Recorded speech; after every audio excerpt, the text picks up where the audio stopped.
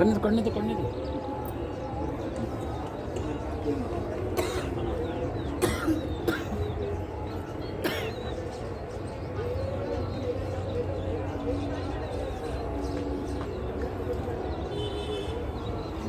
Mic को थोड़ा down करना, माइक डाउन हो जाएगा।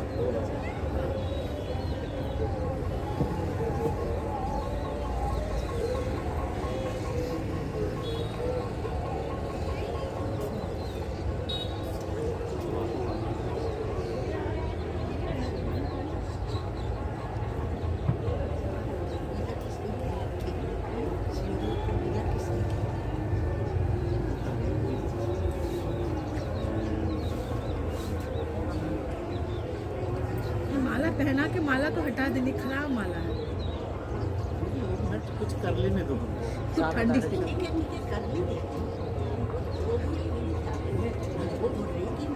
समझ गया हूँ।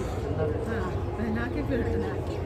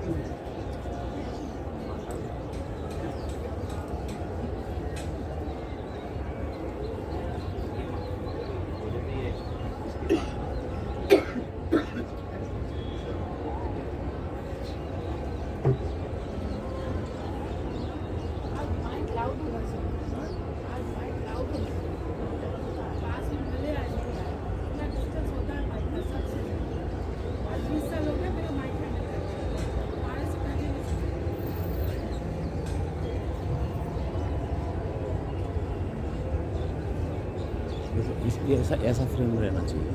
अच्छा तो नहीं, फ्रेम मतलब ऐसा बनाओ। हाँ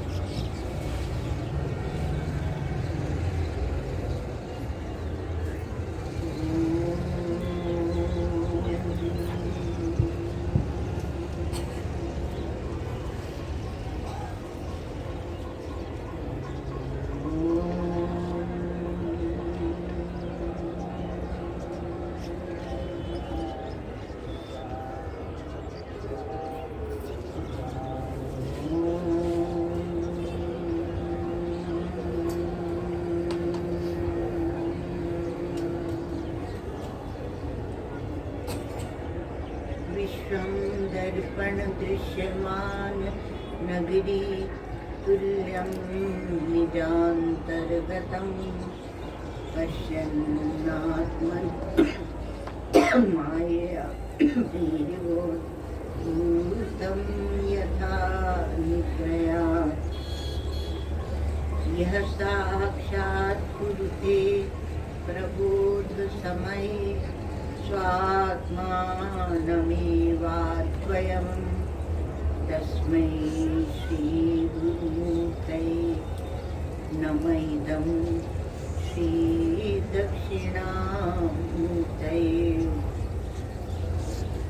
सा दृष्टि सूक्ष्मलक्ष्या स्थिरचरविषया वासना स्पर्शशून्या सा दृष्टिर्दृश्यमुक्तं करणमिव परं सम्प्रसादैकरूपा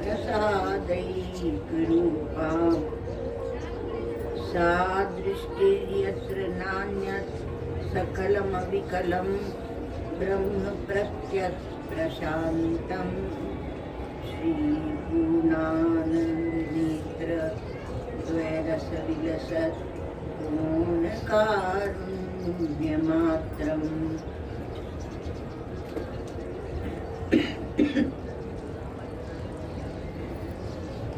अखण्डानन्द सम्बोध पूर्तये ब्रह्ममूर्तये सुधास्मित समाश्लिष्ट नेत्रान्तस्फूर्तये नमः।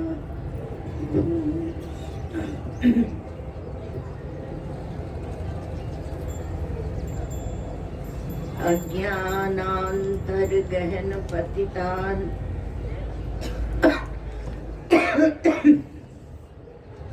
आत्मविद्योपदेशै त्रातुं लोकान् भवदवशिखा तापपापच्यमानान् मुक्त्वा मौनं बटविटपिनो मूलतो निष्पतन्ति शम्भोर्मूर्तिश्चरति भुवने शङ्कराचार्यरूपा श्रुतिस्मृतिपुराणानाम् आलयं करुणालयं नमामि भगवत्पादं शङ्करं लोकशङ्करं नमामि भगवत्पादं शङ्करं लोकशङ्करम्।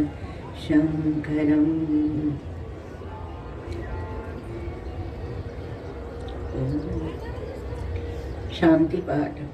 ओम भद्रं कर्णेभिः शृणुयाम देवा भद्रं पश्येमाक्षभिर्यजत्राः स्थिरैरङ्गैस्तुष्टुवां सस्तनूभिर्व्यसेमहि देवहितं यदायुः।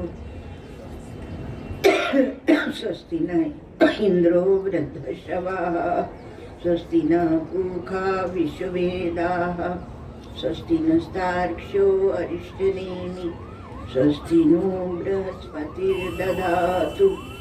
ॐ शान्ति शान्ति शान्तिः।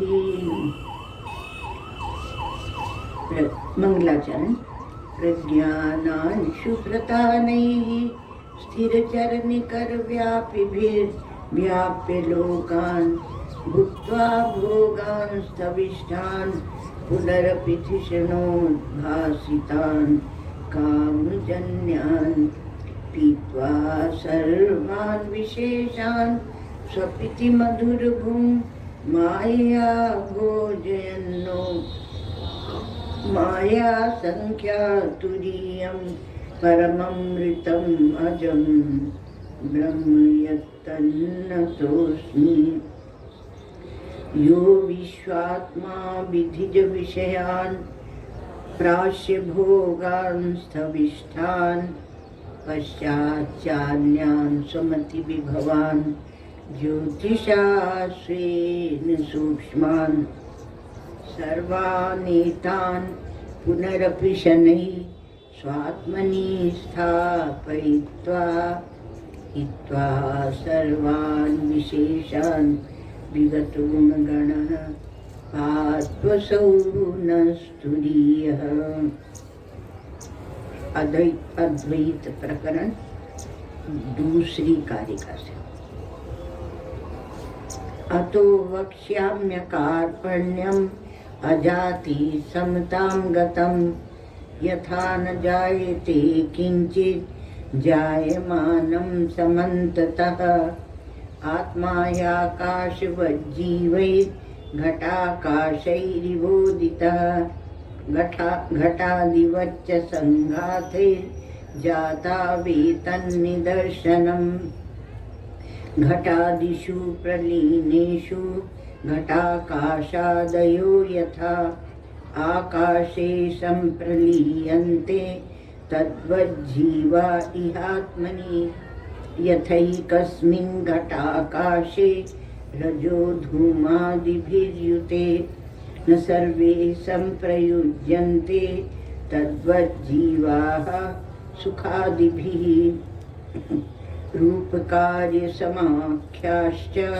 विद्यन्ते तत्र तत्र वै आकाशस्य न भेदोऽस्ति तद्वज्जीवेषु निर्णयः नाकाशस्य घटाकाशो विकारावयवो यथा नैवात्मनः सदा जीवो विकारावयवो तथा। पांचवी कारिका अद्वैत प्रकरण की चल रही। यथा एकस्मिन् घटाकाशे रजोधूमादिभिर्युते न सर्वे संप्रयुज्यन्ते तद्वज्जीवाः सुखादिभिः। क्या है कि दृष्टांत को ही दाष्टान्तिक में ले जाते हैं, तो दृष्टांत को लेकर ही और उथल पुथल मचा दी पूर्व पक्षी ने। तो उसने कहा कि आपका जो ये आकाश का दृष्टांत है तो उसमें भी तो अलग अलग घटाकाश है ना। तो महाराज गौड़पादाचार्य जी महाराज ने कहा कि नहीं, एक घट के आकाश में रज धूम आदि से युक्त हो जाने पर सब उसमें नहीं आते हैं। न सर्वे संप्रयुज्यन्ते तद्वज्जीवाः सुखादिभिः।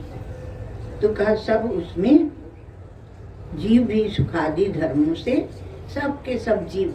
प्रश्न उनका ये है कि यदि एक घटाकाश को आप पृथक पृथक मानते हैं, जीव को पृथक पृथक मानते हैं और आत्मा को एक मानते हैं, तो जब आत्मा को एक मानते हैं तो इसके सुख दुख उसके सुख दुख हो जाएंगे, या किसी को सुख दुख मिलेंगे नहीं जो उसे मिलना चाहिए था। कोई व्यवस्था नहीं बनती है। तो वास्तव में यहाँ जो दृष्टि है वह क्या है? वो कहते हैं कि घटाकाश घटाकाश घटाकाश, आकाश एक है, घट में भी आकाश एक है, अर्थात आत्मा एक है, चैतन्य एक है, वहाँ भी आत्मा एक है। एक जीव एक जीव एक जीव दिखते हुए भी आत्मा एक है, पृथक पृथक नहीं है। वेदांतों की बात आपको क्या सुनाए, वो तो ये कहते हैं कि जब एक मुक्त होता है तो सब मुक्त हो जाते हैं। लो अब लगाओ व्यवहार में गणित, लगाते बैठे, एक मुक्त होता है तो सब मुक्त हो जाते हैं। अब आप तो इसको मानेंगे नहीं क्योंकि आप अपनी परिच्छिन्नता को बरकरार रखें। आप शास्त्र की बात सुनते नहीं, सुनेंगे, ऐसा नहीं कि नहीं सुनते। तो कहा कि ये आकाश से पृथक घट है नहीं, घट भी कल्पित ही बना हुआ है। आकाश से पृथक घट है नहीं, क्योंकि वह भी आकाश से वायु, वायु से अग्नि, अग्नि से जल, जल से मिट्टी, उसी से बना दिया गया। तो इसलिए आकाश ही है वहाँ भी। जिस आकृति को, उपाधि को देखकर, घट की आकृति, घट की उपाधि को देखकर आप चैतन्य में भिन्नता मान रहे हैं वह भी नहीं है। आत्मा के अखंड रूप में न प्रकृति है और न प्राकृत है। तो कहते हैं कि नहीं, आत्मा दुखी सुखी होता है। आत्मा जो दुखी सुखी होता है, तो कहते हैं भगवान भाष्यकार कि चलो थोड़ी देर को हम तुम्हारी बात को मान लेते हैं, थोड़ी देर को मान लेते हैं। तो अब अभ्युपगम्य उच्यते। तो आप देखेंगे, हम लोगों ने कल देख लिया था भाष्य। तो सुख दुखादि मत्वम इच्छति बुद्धि समवाय अभ्युपगमात् सुख दुखादि नाम। तो सुख दुख को ये किस में रहते हैं? ये कहा कि बुद्धि में रहते हैं, आत्मा में नहीं रहते। क्योंकि आत्मा तो अत्यंत सूक्ष्म है, निर्लिप्त है, असंग है, तो उसमें नहीं रहते हैं। तो उनके मत को थोड़ी देर के लिए मान लेना, इसको बोलते हैं अभ्युपगम सिद्धांत। और जब ये बोलते हैं वो अभ्युपगम से बोलते हैं, तो आप फिर उस सिद्धांत का जब निरूपण किया जाएगा तो उसको वेदांत सिद्धांत नहीं समझ लीजिएगा। क्योंकि आप पहले पूर्व पक्ष को समझेंगे तब उसका निषेध कर पाएंगे। पूर्व पक्ष को समझेंगे ही नहीं तो कैसे निषेध करें? मुश्किल तो यह है कि आज की जो शैली है वो बिना पूर्व पक्ष को समझे और खंडन ऐसे खंडन नहीं होता। पहले आप उनकी भी बात को समझिए तब खंडन कीजिए। तो वो कहते हैं कि द्वैत है ही, अर्थात घट अलग अलग हैं। ये कहते हैं सिद्धांती कि घट की जो आकृति तुम्हें दिख रही है वह कल्पित है, कल्पित है, चेतन में वो है। तो मान लो कि द्वैत है और उनकी बात को मान लिया, और वो आत्मा में बंधन और मोक्ष पैदा कर रहा है।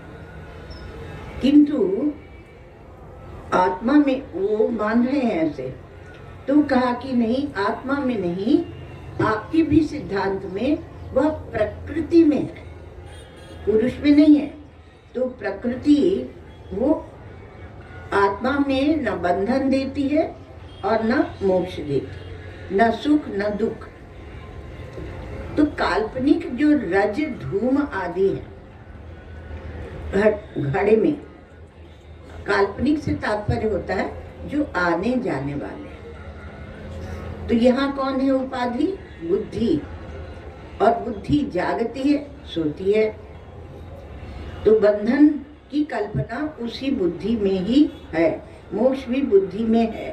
तो बुद्धि जो है वो नैयायिकों ने बंधन मोक्ष की कल्पना बुद्धि में उन्होंने भी मानी है। तो उसका आत्मा के साथ कोई संबंध नहीं है। ये हम नहीं समझ पाते कि आत्मा का कैसे बुद्धि के साथ संबंध है। हम अपनी बुद्धि को बहुत महत्व देते हैं और यहाँ तक मानते हैं कि हम बुद्धि ही है, उसी प्रकार से जीवन का निर्वाह करते हैं। क्योंकि बुद्धि का दृष्टा, बुद्धि का साक्षी आत्मा है, इस पर जरा विचार कीजिए। जब आप एकांत में बैठ के और देखेंगे अपने अंदर, तब पता चलेगा कि आत्मा उसका साक्षी है। तब आपको बुद्धि से अपनी असंपृक्तता ज्ञात होगी। तो बंधन मोक्ष बुद्धि की मान्यता है। बुद्धि बदलती रहती है। कभी एक बार वह कहती है कि मैं गृहस्थ आश्रमी हूँ, और कभी एक बार कहती है कि नहीं मैं विरक्त हूँ। बहुत प्रकार के खेल खेलती है। तो यह बुद्धि ही जो अपने को भिन्न भिन्न मानती है, यह ही बंधती है। सांख्य में भी प्रकृति ही बंधती है और मुक्त होती है, और आत्मदेव तो ज्यों के त्यों रहते हैं। प्रकृति स्वयं करती है या ईश्वर की प्रेरणा से या स्वतंत्रता से ऐसे भिन्न भिन्न विचार और दर्शन के मतलब कक्षाएं हो जाती। इसलिए सांख्यों में भी शेश्वर सांख्य और निरीश्वर सांख्य। जो पुरुष विशेषवादी हैं सांख्य अर्थात पुरुष विशेषवादी सएष पूरे श्यामपि गुरु काले न अनवच्छेदा। जो पुरुष विशेषवादी सांख्य है वो क्या हो जाता है? योग दर्शन। और अनेक पुरुषवादी अर्थात अनेक आत्मा वाले जो सांख्य है वो निरीश्वर हो जाता है। ये हम लोग ने देखा। अब देखिए हम कि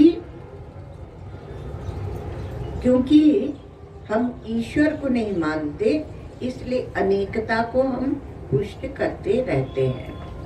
तो प्रकृति स्वयं ही प्रकृति चेतन के अधिष्ठातृत्व को स्वीकार करके और करती है, और कहीं प्रकृति चेतन के अधिष्ठातृत्व को स्वीकार किए बिना भी वह ऐसा लगता है। कैसा लगता है? हम लोग कहेंगे, वो नहीं कहेंगे। वो कहेंगे कि वह पुरुष को बांध लेती है। प्रकृति पुरुष के सामने नृत्य करती है, लुभाती है और फिर उसको बांध लेती है। और हम क्या कहेंगे कि पुरुष नहीं बंधता है, क्योंकि ऐसा लगता है पर वो अधिष्ठान को बांध नहीं सकती। अधिष्ठान की बात और ये है वो उसको बांध नहीं सकती है। तो ये बंध का भी अभिमान ही होता है। अभिमान किसमें होता है? बुद्धि में होता है। बंध का भी अभिमान होता है और मुक्ति का भी अभिमान ही होता है। तो दोनों ही अभिमान वो प्रकृति में है। देखो समष्टि की दृष्टि से या व्यष्टि की दृष्टि से किसी भी दृष्टि से आप विचार कर लीजिएगा तो उसकी सन्निधि मात्र से जो सन मात्र चिन्ह मात्र है उसकी सन्निधि मात्र से ये सब हो रहा है। ये अविवेक के कारण है। विचिर पृथक भाव है। हमने पृथक नहीं किया। कहाँ तक मैं हूँ और कहाँ से बुद्धि है। आत्मा और बुद्धि का ही पार्थक्य नहीं है। सोकर उठते हैं तो कहते हैं कि मैं सुख से सोया था, सोई थी बुद्धि, और हम उसके साथ तादात्म्य करके कहते हैं कि मैं सोया था।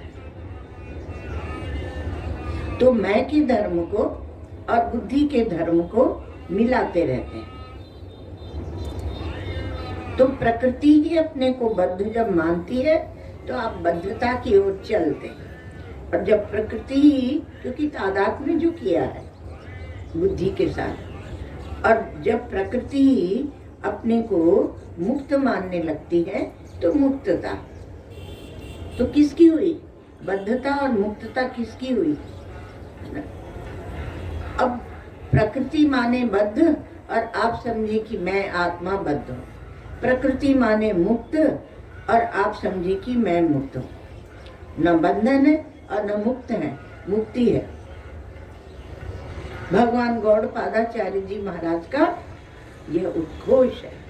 न निरोधो न चोत्पत्ति न बद्धो न च साधकः न मुमुक्षुर न वै मुक्त इत्येषा परमार्थता।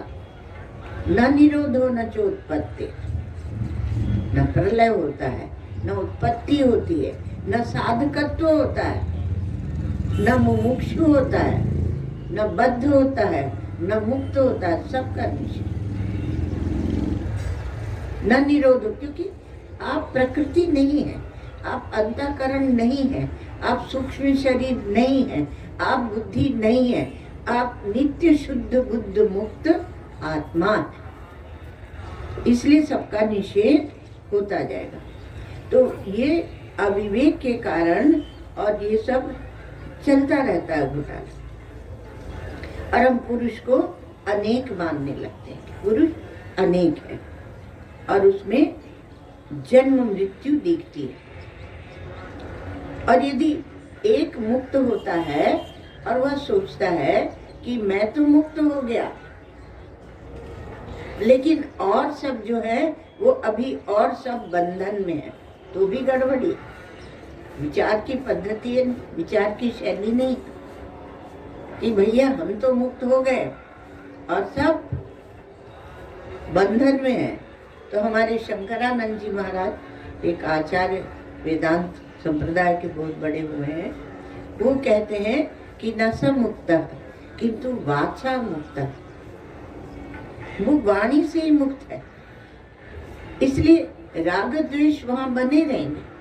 पहले तो राग द्वेष को निवृत्त कीजिए, रजो धूम उस पर दृष्टि है, घट पर दृष्टि है, तो उन्हीं को पुष्ट करते रहते हैं।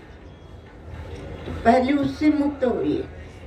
तो कहा पहले और पश्चात क्या है, वो भी उनको स्वीकार नहीं। भगवान गौड़पादाचार्य को कुछ भी स्वीकार नहीं। अब उनकी दृष्टि से अपनी दृष्टि मिलाइए, वो जहां बैठते हैं वहां आप बैठिए। तो पुरुष क्या है या चेतन आत्मा क्या है, पुरुष उनकी भाषा में बोल रहे हैं, सांख्यों की भाषा में। हमारी भाषा में तो चेतन आत्मा है। तो अन्यगत धर्म का आप अन्य में आरोप करके, अध्यारोप करके, और ये सब बंधन मुक्ति मान रहे हैं। बंधन मुक्ति के लिए कोई प्रयास करने की आवश्यकता नहीं है। कहा कि गंगा स्नान करने से मुक्ति होती है। बहुत इसमें प्रश्न उठा दिए गए। जो प्रश्न उठाते उनकी गई होगी, लेकिन जिनकी श्रद्धा है उनकी मुक्ति हो जाएगी महाराज। क्योंकि सिद्धांततः बंधन और मुक्ति कुछ है ही नहीं।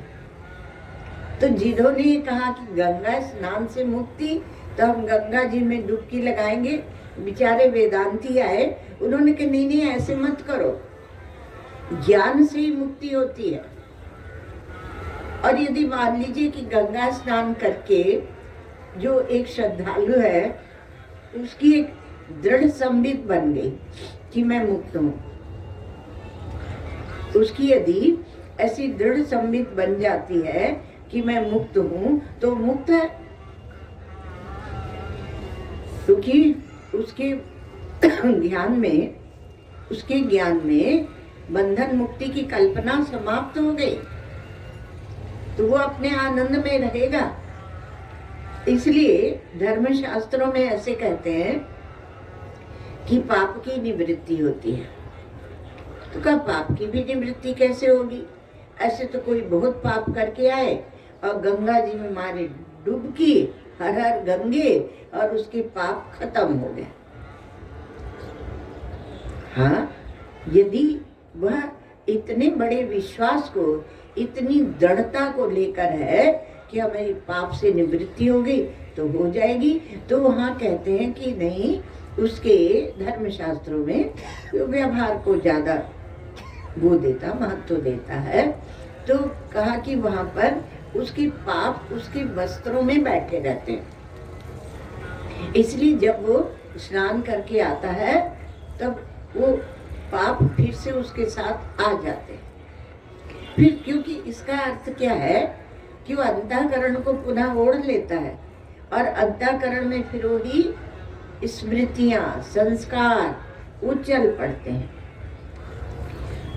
व्यवस्था जो है ना सनातन धर्म की, वह अद्भुत है। और यदि क्षण भर को उसने ऐसे मान लिया कि मैं मुक्त हूं, ऐसी उसे अनुभूति हो गई, तो वह अनुभूति उसे कहां तक ले जाएगी इसका आप अनुमान नहीं कर सकते। उसकी वो अनुभूति उसे उसके जीवन की दिशा को मोड़ देगी, उसे आत्मोन्मुख कर देगी, उसे वैराग्य दे देगी। यदि एक क्षण में नहीं होता है, उसी क्षण में तो कम से कम एक दिशा मिल गई, वो क्या कम है? वो उस तरफ चल पड़ेगा। आप गंगा स्नान करके और ध्यान कीजिए, किया हुआ प्रयोग है हम लोग। और आप गंगा स्नान नहीं, आप बढ़िया गर्म पानी से नहा के और ध्यान कीजिए, दोनों में अंतर होगा, बिल्कुल अंतर होगा। क्योंकि गंगा माता की जो अपनी शक्ति है, उसको उनमें ज्ञान और वैराग्य की उर्मियां लहराती रहती हैं, इसलिए आप उसको नकार नहीं सकते। ये अनुभव है, ये अनुभूति आपको हो जाएगी। तो ये ध्यान करना है, थोड़ा सा कष्ट भी उठाइए, जाके गंगा जी में डुबकी लगाइए और फिर ध्यान कीजिए। और कहा कि नहीं, हम तो अपना ऐसे ही कर लेंगे, क्योंकि हम तो ज्ञानी हैं। तो ज्ञानियों की महिमा भी बहुत है। तो कहा कि वो ये बात है कि भेद कल्पना है, भेद की कल्पना है। एक परमात्मा के सिवाय दूसरा कुछ है ही नहीं। एक चेतन आत्मा के सिवाय और कुछ दूसरा है ही नहीं। इसलिए है क्योंकि हम इस व्यवहार को महत्व देते हैं, इसे दृढ़ करते, सत्यत्व बुद्धि, महत्व बुद्धि, और फिर प्रियत्व बुद्धि, अप्रियत्व बुद्धि, और फिर चली राग द्वेष की परंपरा। और फिर हम अपने को बद्ध मानते हैं, मुक्त मानते हैं, और उसमें फंसते रहते हैं।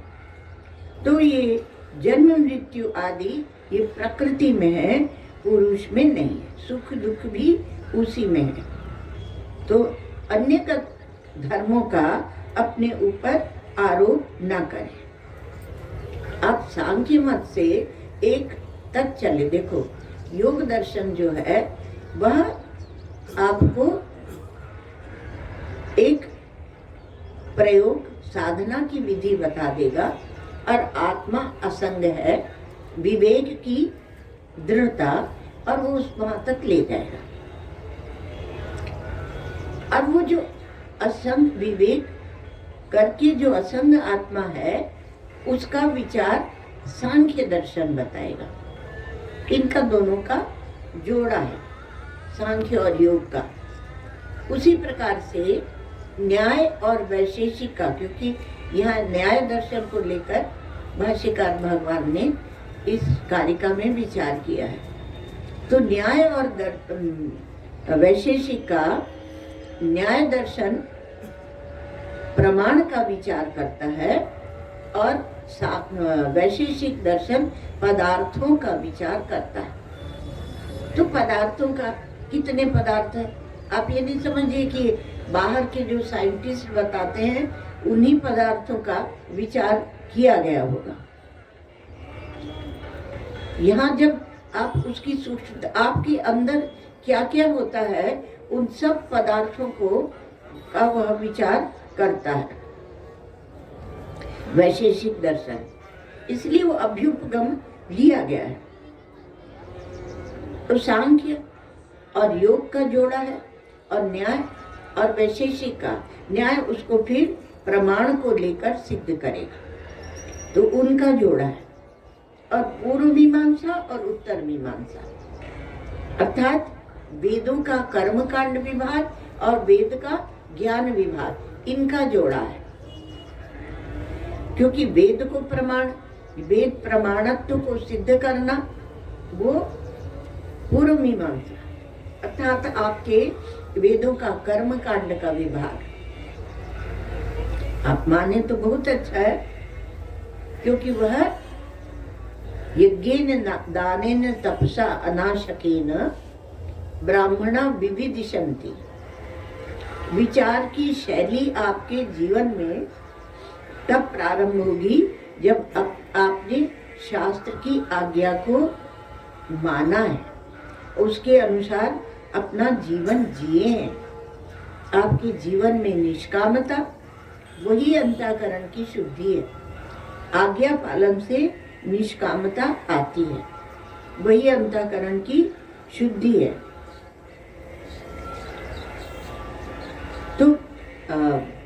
भेद नहीं है, किसी में भेद नहीं। आत्मा और आत्मा में, पुरुष और पुरुष में, घटाकाश और घटाकाश में भेद नहीं। वो सारे जितने घटाकाश हैं वो महाकाश से अभिन्न है, भूताकाश से अभिन्न है। और आत्मा उपलब्धि स्वरूप है, ज्ञान स्वरूप है, उसमें भेद की कल्पना क्यों करनी? वो सन्मात्र है, वह चिन्ह मात्र है, तो उसमें भेद की कल्पना क्यों? तो प्रकृतिस्थ जो अर्थ का संबंध है वह पुरुष से नहीं है। तो निर्विशेष चेतन में आत्मा बहुत है, ऐसी भेद कल्पना करना ही क्या है? अप्रामाणिक है। अर्थात हम प्रमाण वेद को मानते हैं तो उसकी परम तात्पर्य को हम नकार रहे हैं। पुरुष में चेतन में भेद नहीं है। भेद कब होगा? जब वह दृश्य होगा, ज्ञेय होगा। अब सोचिए आप, जब आप आंख से देखते हैं तो विषय अलग अलग है, पर आंख तो एक रहती है ना, उसमें तो भिन्नता नहीं होती। इंद्रियों से प्रारंभ करके सोचिए। उसी प्रकार से जब आप किसी दृश्य को देखते हैं तो दृश्य बदलते रहते हैं, परिवर्तित होते। बहुत से लोग सांस को देखते हैं, मन को देखते हैं, बुद्धि को देखते हैं। दृश्य से ये तात्पर्य नहीं कि आप बाहर जाके देखें। तो जब उसको देखते हैं, पर देखने वाला तो एक ही रहता है। दृश्य के बदलने से क्या वह बदल जाता है? तो वह नहीं बदलता है। तो दूसरे की सत्ता को निमित्त बना करके ही प्रकृति अपने को बद्ध मुक्त मानती है। जो दृष्टा है, जो साक्षी है, जो देख रहा है, वो देखने वाला नहीं बदलता। आंख नहीं बदलती, मन नहीं बदलता। वही मन रस को भी देखता है, रूप को भी देखता है, शब्द को भी देखता है। तो इस प्रकृति से परे जो सत्ता स्वरूप, उपलब्धि स्वरूप जो आत्मा है, वह प्रधान की प्रवृत्ति में भी हेतु है।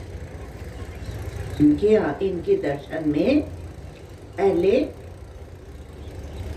चैतन्य आत्मा पुरुष है, फिर दो, क्योंकि वो द्वैतवादी है, वो दो मानते हैं, प्रकृति और पुरुष।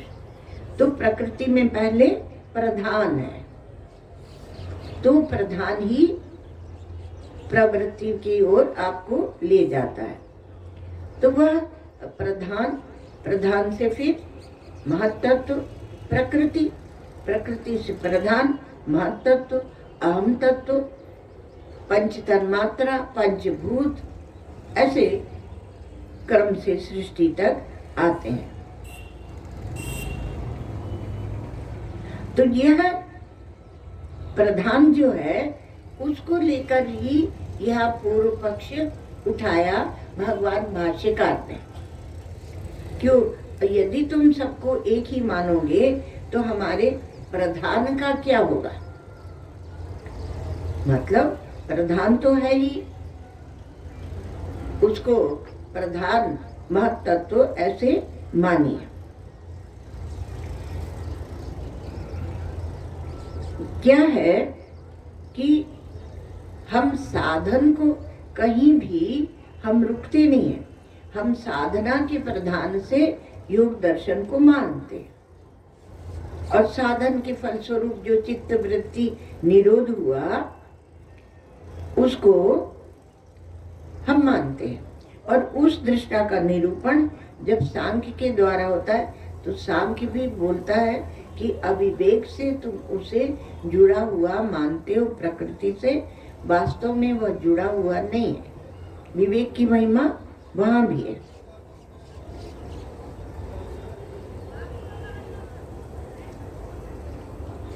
उसी प्रकार से पूर्व मीमांसा शास्त्र आज भी चर्चा हो रही थी।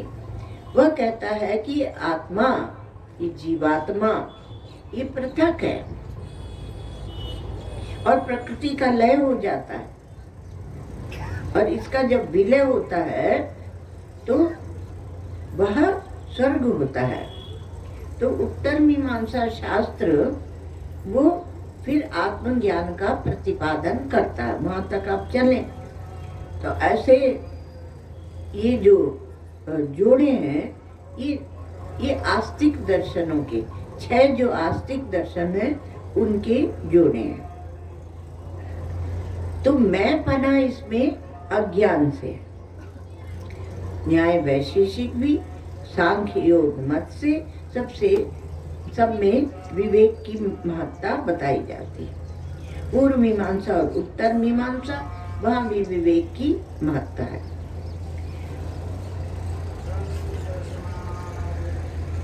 इसलिए आप आगे जब भाष्य में देखेंगे तो आपको समझ में आ जाएगा।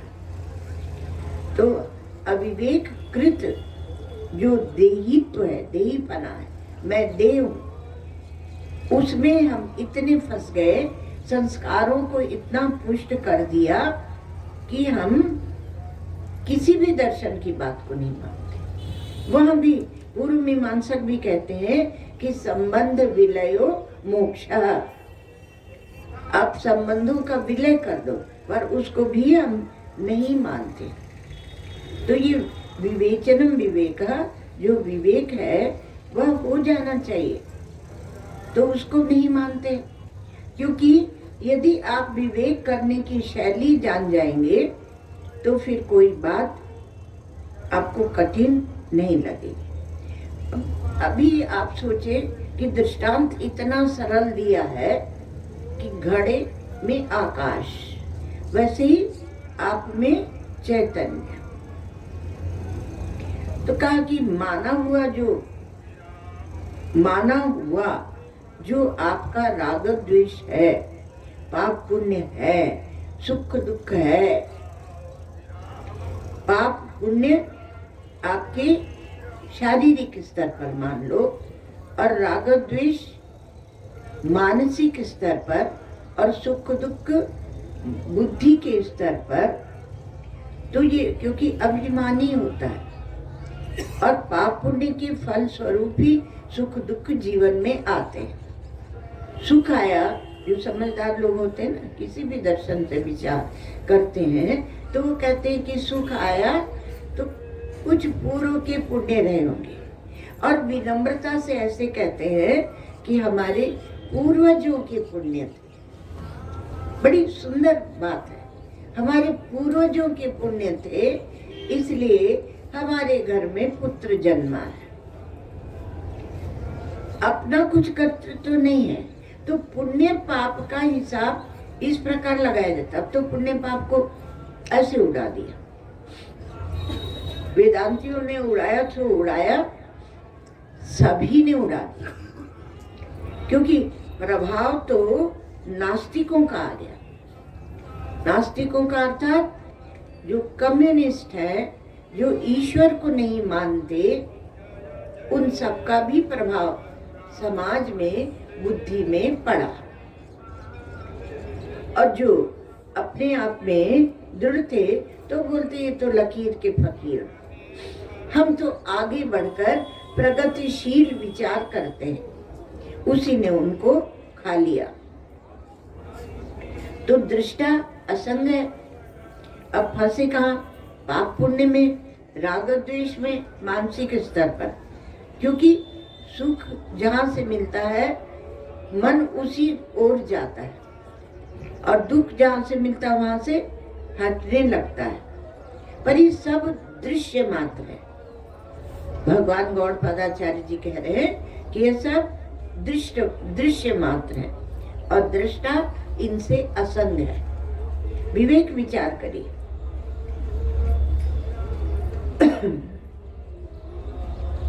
आत्मा के एकत्व को देखे, आत्मा के एकत्व को जाने, तब आपका आत्मा और ब्रह्म की एकता का ज्ञान पूरा होगा। व्यवहार में भी आपको देखना पड़ेगा। तो वेदार्थ का परित्याग नहीं करना चाहिए, क्योंकि उसी से मोक्ष होगा। ऋते ज्ञानान न मुक्ति, ज्ञानादेव तो कैवल्य।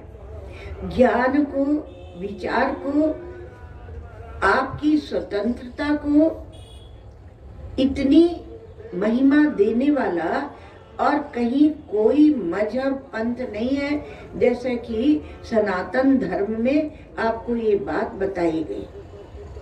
आप बहुत छोटी छोटी चीजों के लिए बड़ी वस्तु को छोड़ते हैं। आप टुकड़े टुकड़े कांच को बीनते हैं और आप जो हीरा है उसे छोड़ देते हैं। कांच बीनने में पूरा जीवन बिता देते हैं, क्योंकि देह धर्म को स्वीकार कर लिया और उसको आरोपित, और सबको जल्दी समझ में आता है, क्योंकि वहां देह जुड़ा हुआ है ना, तो वो दर्शन जल्दी समझ में आता है। और जो देह से ऊपर बिठा के और फिर आपको विचार बताता है, वो आपको समझ में नहीं आता, क्योंकि आप समझने की कोशिश भी नहीं करते। तो पुरुषों में भेद वह अविवेक से है। इसलिए भाष्यकार भगवान यहाँ कहते हैं, कहाँ गया,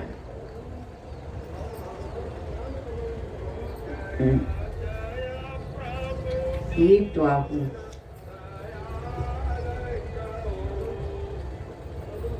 चलो थोड़ा ये था त्वाहुर वैशेषिक आदया। तो अंतःकरण से बहुत तो सूक्ष्म शरीर अंतःकरण तक गए, उससे ऊपर उठने की गुंजाइश ही नहीं रह जाती। थोड़ा भाष्य ही देख लें हम लोग, तब आपको बात इसमें और समझ में आएगी। तो पूर्व पक्षी ने कहा था कि तुम आत्मा एक ही है, तो सिद्धांती ने कहा कि हाँ, तुमने सुना नहीं कि संपूर्ण संघातों में, थोड़ा ये बहुत सावधानी सुनना पड़ेगा कि संपूर्ण संघातों में आत्मा आकाश के समान व्याप्त एक ही आत्मा है। चेतन और चेतन में भेद नहीं होता। आपके स्वयं के, जब आप अपने को कुछ और मानते हैं, कुछ और मानते हैं, तो आपकी आत्मा में भेद नहीं हो जाता है, वह एक ही रहता है। उसी प्रकार से एक व्यक्ति और दूसरा व्यक्ति, तो व्यक्ति के भेद से व्यक्ति को महत्व देना छोड़ दो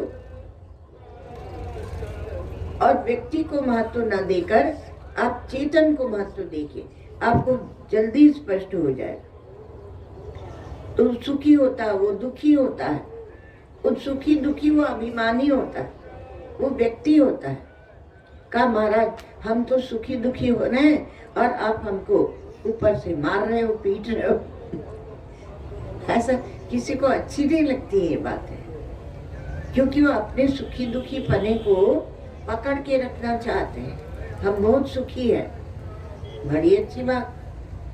तो कहा हम यहाँ एक भंडारा कर देंगे, और कहा हम बहुत दुखी है, हम बहुत दुखी है। तो क्या करें, हमारे आंसू पोंछो, हमें गीत सुनाओ, हमें पुचकारो, तब तो हम समझे।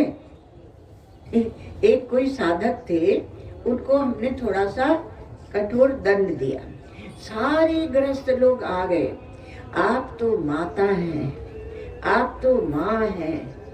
हमने कहा नहीं, हम माँ नहीं है, हम शुद्ध आत्मा है। ये माता पने का आरोप हम पर क्यों कर रहे हो? वो इसीलिए ये सब माँ माँ इसीलिए करते कि ये तो माता है, ये तो बहुत कोमल है, ये मत सिखाओ, है ना। तो आप कभी तो अपने को शुद्ध आत्म चैतन्य जानो। आकृति को देखकर, आकृति के भेद से चैतन्य में भेद नहीं होता है, चैतन्य में भेद नहीं होता है। आकार, प्रकार, विकार, संस्कार, ये सब दृश्य होते हैं। स्थूल होते हैं। संस्कारों को भी हम लोग स्थूल ही मानते हैं। पहले संस्कार बताए जाते हैं, ऐसे करना ऐसे नहीं करना, पर ये आकार विकार प्रकार संस्कार, इनके भेद से आत्मा में भेद नहीं होता है। तो पूर्व पक्षी ने प्रश्न उठाया कि यद एक एव आत्मा तरहि सर्वत्र सुखी दुखी च स्यात्। यदि आत्मा एक ही है तो वह सर्वत्र सुखी दुखी होगा। आपने आत्मा एक बता दिया तो गड़बड़ी ये हो गई। अब किसकी गड़बड़ी बता रहे? वही सुखी दुखी की। कोई कहते हैं कि हम इसलिए भावुक हो गए क्योंकि जो वक्ता था वो हृदय से बोल रहा था। हम लोग तो हम सुखी दुखी को इतना पकड़ते हैं तो हम कहते हैं कि वो सुखी दुखी का क्या होगा। आपको सुखी दुखी की एक बहुत मजेदार बात सुनाए। मुंबई में घर में एक कर्मचारी था, सेवक था, तो नेपाली था। तो वो कविता लिखता था नेपाली भाषा में, तो हमें दिखाता था कि हमने कविता लिखी। हमने, हाँ बच्चे बहुत अच्छी लिखी। तो उसमें उसने अपना उपनाम रखा था दिल दुखी। दिल दुखी, तो यह दुखी दिल याद नहीं था, यह दिल दुखी या दुखी दिल। तो हमने कहा दिल दुखी तुमने क्यों लिखा है? तो बोला नहीं, जब दिल दुखी होता है ना तभी रचना होती है।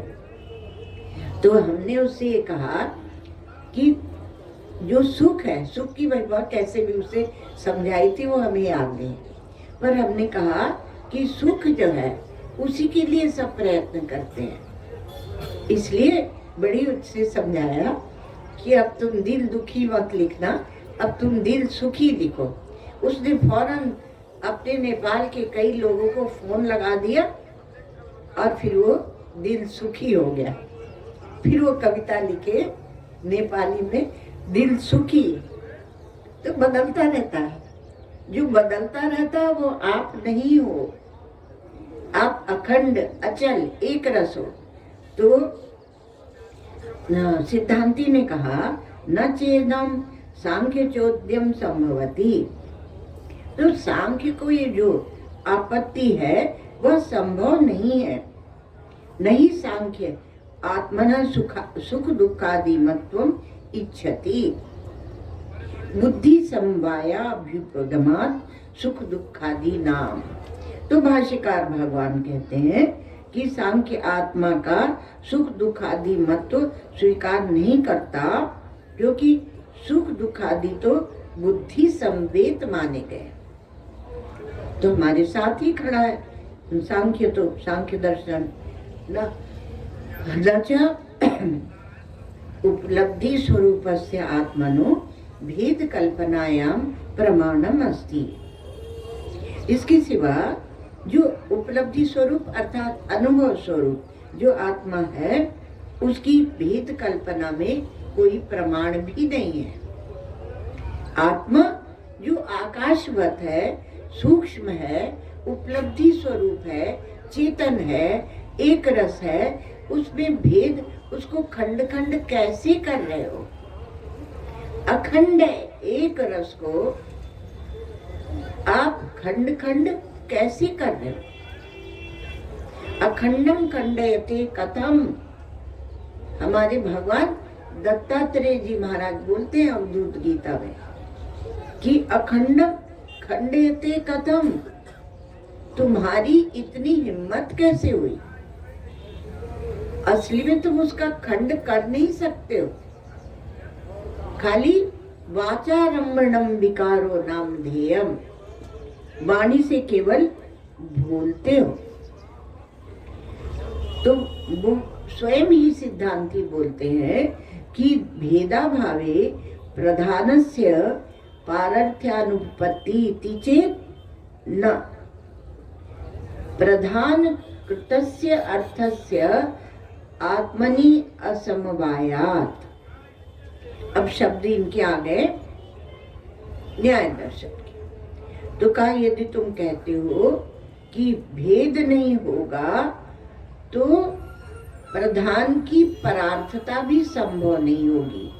प्रधान सबसे ऊपर है, सबसे बड़ा है, तो अगर कोई नीचे छोटा छोटा है तब उसके ऊपर आप प्रधान, गांव में भी एक प्रधान होता है, तो वह उसके ऊपर प्रधान बनेगा। परार्थता, प्रधान की परार्थता अर्थात वो सबसे पर है, सबसे ऊपर है, वह संभव नहीं होगी। तो प्रधान को ले आए कि प्रधान की क्या होगा, प्रधान कृतस्य अर्थस्य।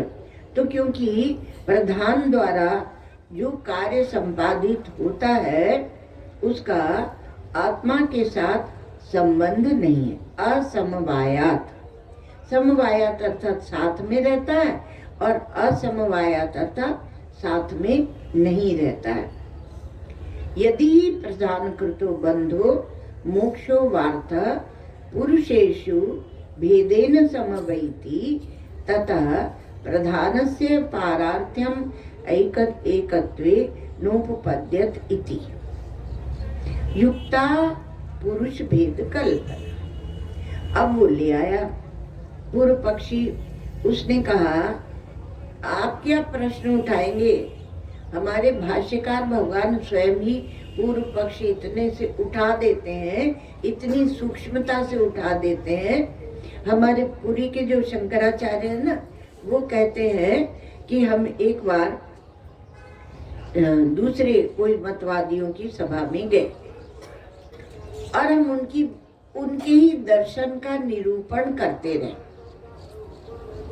उसके बाद में उन लोगों ने कहा कि महाराज आपने तो वेदांत का निरूपण किया, ये पुरुष प्रकृति सांख्यी थे, तो कहा आपने तो वेदांत का ही निरूपण किया। महाराज ने कहा कि हमने तुम्हारे ही दर्शन का निरूपण किया। तो अपने दर्शन को भी नहीं पढ़ते, उसका भी विचार नहीं करते हैं। तो कहा कि ये जो प्रधान द्वारा जो संपादित कार्य है इनके साथ आत्मा का संबंध नहीं है। यदि प्रधान कृतो बंधो मोक्षो वार्थ पुरुषेषु भेदेन संवैति तथा प्रधानस्य पारार्थ्यम एकत्वे नोपद्यते इति युक्ता पुरुष भेद कल्पना। यदि प्रधान कर्तृक बंध या मोक्ष पुरुषों में पृथक पृथक अलग अलग रूप से संवेद होते तो आत्मा का एकत्व मानने में प्रधान की परार्थता संभव नहीं हो सकती थी। तो संभव नहीं है पुरुष की भेद कल्पना। न च सांख्ये बंधु मोक्षो वार्ता पुरुष संवेतो अभ्युपगम्यते। इसके अलावा न च अर्थात इसके अलावा और तब पुरुषों की भेद कल्पना करनी ठीक थी, किंतु सांख्यवादी तो बंध या मोक्ष को पुरुष से संबद्ध ही नहीं मानते। वे तो आत्माओं को निर्विशेष और चेतन मात्र ही मानते हैं। निर्विशेषश्च चेतन मात्र आत्मनो अभ्युपगम्यते। चेतन मात्र ही आत्मा को मानते हैं।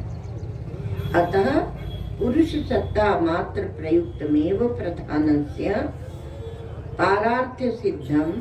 पारार्थ्यम सिद्धम न तो पुरुष भेद प्रयुक्तम इति। अतः प्रधान की परार्थता तो केवल पुरुष की सत्ता मात्र से ही सिद्ध हो जाती है, पुरुषों के भेद के कारण नहीं। उस पुरुष में आत्मा में भेद बना के और फिर आत्मा तब उसके बाद परार्थता सिद्ध होगी। तो ऐसा कहा भाष्यकार भगवान ने कि आत्मा को जब आप निर्विशेष चेतन मात्र मानते हैं तब भी वो सिद्ध हो जाती है, पुरुष की सत्ता मात्र से ही सिद्ध है, भेद बनाने की आवश्यकता नहीं है। अतः पुरुष भेद कल्पनायाम न प्रधानस्य पारार्थ्यम हेतु, पुरुषों में भेद कल्पना से प्रधान की परार्थता सिद्ध नहीं होगी। न च अन्यत, थोड़ा सा देख लेते हैं, फिर कल हम लोग विचार करेंगे।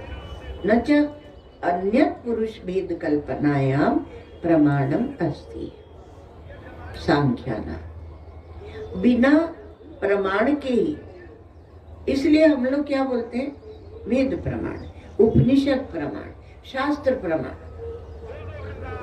तो बिना प्रमाण के ही आप विचार करते हो, उनके पास कोई प्रमाण नहीं है,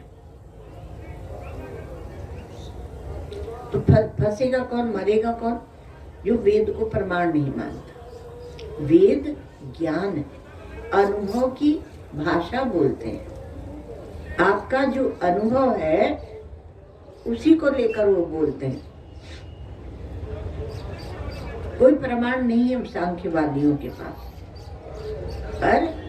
पर सत्ता मात्र में च एतन्निमित्ति कृत्य स्वयं बद्धते मुच्यते च प्रधानम, आत्मा की सत्ता मात्र को ही निमित्त बनाकर स्वयं प्रधान बंध और मोक्ष को प्राप्त होता है। पहले जो बैठता है प्रधान, परश्च उपलब्धि मात्र सत्ता स्वरूपेण और प्रधान प्रवृत्तौ हेतुर न केनचित विशेषेण इति। कुछ थोड़ा हम हड़बड़ा रहे इसलिए पढ़ने में, क्योंकि उधर समय भी हो गया। केवल मूढ़तयैव पुरुष भेद कल्पना वेदार्थ परित्यागश्च, तो कहा कि इसके सिवाय ये सांख्यवादियों ने वो स्वयं बंध और मोक्ष को प्राप्त होता है, पर वहां पर जो उपलब्धि मात्र, उपलब्धि माने ज्ञान, अनुभूति, उपलब्धि मात्र सत्ता स्वरूप से ही प्रधानकृत प्रवृत्ति में हेतु है, किसी विशेषता का कारण नहीं। अतः केवल मूढ़ता से ही पुरुषों की भेद कल्पना और वेदार्थ का परित्याग, वैदिक होते हुए भी वो अवैदिक है, आस्तिक दर्शन है, पर इतने अर्थों में अवैदिक है। जहाँ आत्मा में भेद बताने लगते हैं, हमारे आचार्य भगवान शंकराचार्य ने और सभी विचारक कैसे कहते हैं कि ये सांख्यवादियों, यदि तुम पुरुषों में, यदि तुम आत्मा में भेद की कल्पना को छोड़ दो और ईश्वर से अन्यत्व को छोड़ दो, अनेक आत्मवाद जो है उनका उस पर चोट है, तो इसको छोड़ दो तो हम तुम एक ही हैं।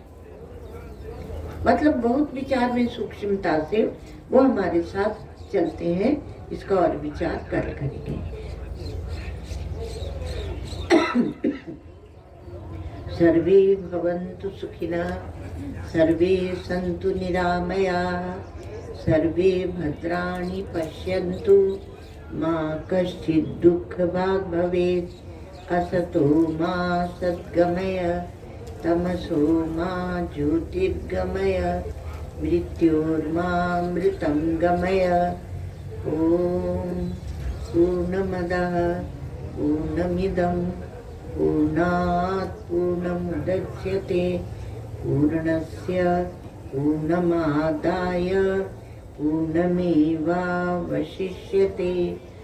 ॐ शान्ति शान्ति शान्ति।